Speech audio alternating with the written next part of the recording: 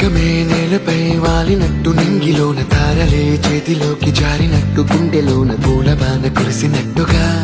ఎంతో ఫన్ ఎంతో ఫన్ నెమలికే పాటలే నేర్పినట్టు కోయిలమ్మ కొమ్మపై కూచిపూడి ఆడినట్టు కొత్త కొత్త స్వరములే పుట్టినట్టుగా ఎంతో ఫన్